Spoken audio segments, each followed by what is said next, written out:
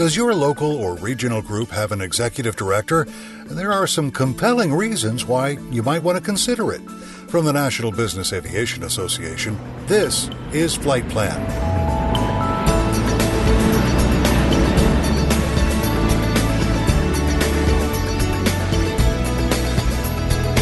I'm Pete Combs with your trusted source for business aviation news. Local and regional business aviation groups are crucial to efforts to advocate for our industry as well as improve safety and represent us in public. Much of the work these groups do is done by volunteers. But as Debi Carpenter at the Southern California Aviation Association found out, sometimes that work can overwhelm someone who's doing it on a part-time basis. We grew it from about 12 people. We're now over 800. But at the time, I think we were at like 500 or 600, and managing 500 or 600 members and trying to grow it, it becomes a job. And more than just volunteers. We started having new committees join, and somebody had to manage all the membership, work with the treasurer on the accounting, reach out to sponsors, and raise money to keep it going. At the Aviation Council of Pennsylvania, Debbie Bowman says her leadership experienced much of the same thing, spread over an entire state. She says key volunteers in her organization were giving all they had on top of working full-time jobs. Together, she says, that can add to burnout. That's why her group, as well as Debi Carpenter's in California, opted to create the position of executive director. Everything that's changing for us is changing very rapidly. And being able to have somebody that's overseeing that and making sure that the phone calls are followed up on or the legislator is contacted, being able to be the executive director and have access and understand the 20,000-foot view and help guide the committees and the directors. The leadership provides the vision, but you've got to have the worker bees too.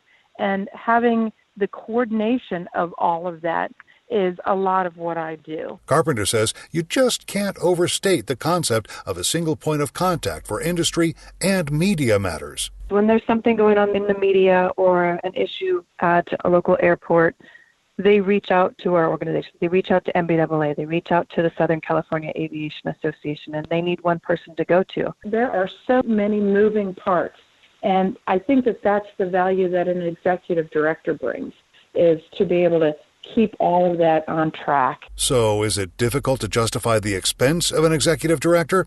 We'll talk about that in just a moment. But first, please, this message. NBAA's scholarship program offers almost $100,000 every year in tuition reimbursements for students, and almost the same amount in both cash and training for working professionals in business aviation. NBAA's scholarship program includes students, pilots, maintenance professionals, schedulers, dispatchers, flight attendants, and flight technicians. Help advance your career and apply for an NBAA scholarship today at www.nbaa.org/scholarships.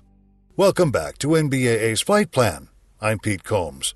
I'm talking with Debi Carpenter at the Southern California Aviation Association and Debbie Bowman at the Aviation Council of Pennsylvania. Both are executive directors, paid employees of their associations, which gives their groups a laser-sharp sense of focus on the issues, someone who sees the big picture on matters that range from fundraising to advocacy. And as Debi Carpenter says, the return on investment is usually easy to see. I think it depends on the organization, and you have a certain goal you meet every year. And every year I try to beat that amount of money so I can give more back to the community. It's really important to our mission, and it's very important to me.